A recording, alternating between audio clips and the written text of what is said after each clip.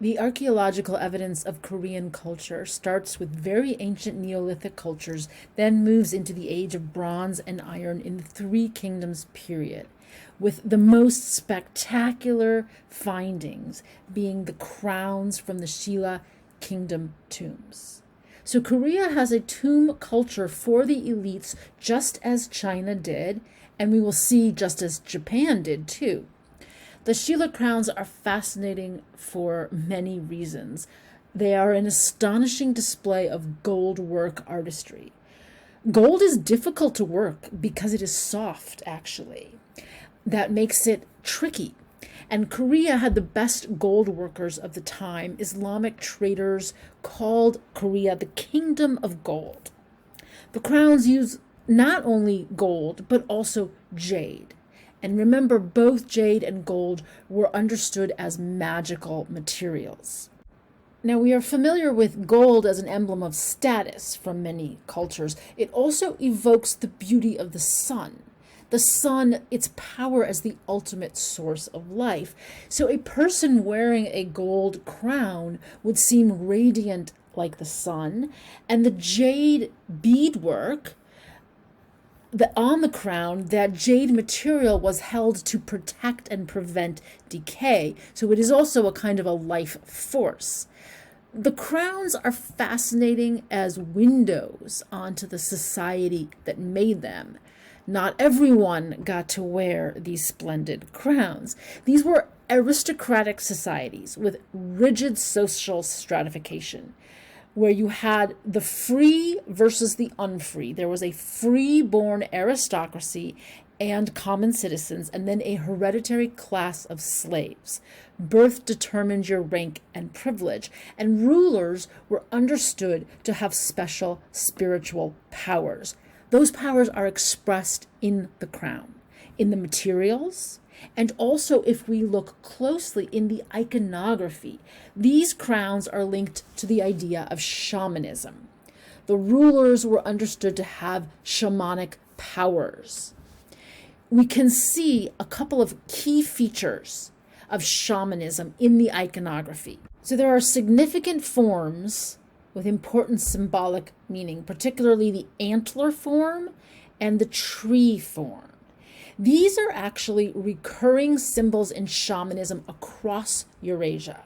Shamanism is the world's oldest religion, and certain symbols in shamanism seem to be consistent, whether you're talking about shamanism in Korea, in Siberia, in Russia, or as far west as Ireland.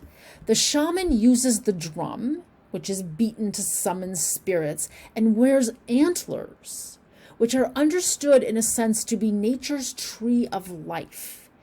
Also to be a kind of an axis mundi, a linking of power of earth to spirit realm. So this drawing right here records Siberian shaman rituals from the 1700s. But we can see similar antlers in other artworks. So here we see the antlers on a Celtic deity from a silver working piece found in Denmark. So I want to go deeper into this iconography of shamanism so that you can understand it in a more complete way. So I'm going to have you take a look at an excerpt, a very brief excerpt from an excellent film called Different Paths that talks about animism and shamanism. And you will be listening to a wonderful scholar who is very learned. He is also quite old, from another time, another generation, and he keeps talking about the shaman as he. And he keeps saying mankind. He doesn't understand that using male-specific terms, such as he and mankind, to stand for all people is an outdated and discredited convention. Not just because it's sexist, but actually because it is an obstacle to understanding. It distorts and misleads. There were, in fact, and are, in fact, female shamans. So you would be misled by listening to him speak to think that there were not. The word shaman came from southern Asia by way of Russian. It meant a magic priest who practiced trances, divination, and healing in northern Siberian and Altaic societies. He was not a sorcerer, cast no spells, and did not seek to do harm. The important role which he performed was that of a purifier. The shaman, alone of his tribe, undertook an ascension into heaven in a state of trance to obtain the power to cure an illness or to see into the future. This cosmic journey reflected a universe made up of two parallel zones, the Earth and the sky, joined by a world axis, which could be a mountain, a tree, or the central pole of a tent. This axis allowed the shaman to circulate between the two zones. In shamanistic cosmology, the Earth is one divinity among many.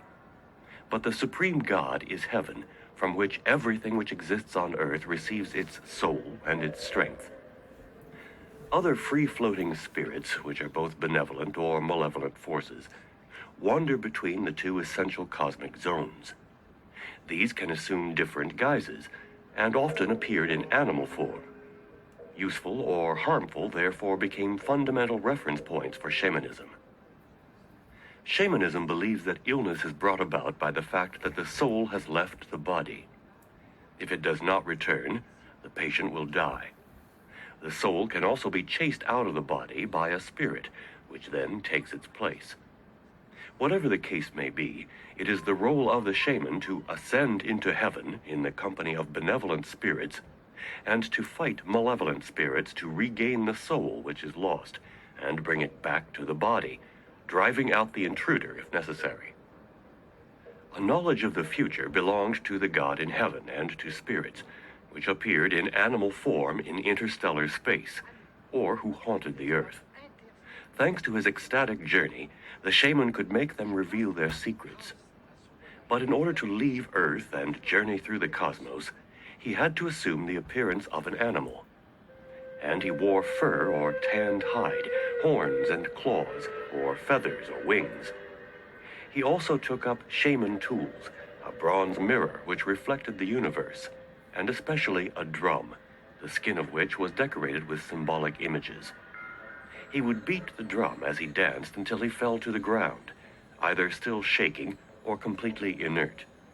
Before this, he would have pronounced the necessary formula. This phenomenon of the shaman appeared in Africa, in Oceania, in North America, and in Southeast Asia. But it is principally known in Turkish and Mongolian areas of Asia, where it was first observed in the Middle Ages, and where it can still be found today. In shamanism, a distinction is made between the ascension of man towards the gods and possession, or the descent of the gods in man, which is one of the characteristics of animism.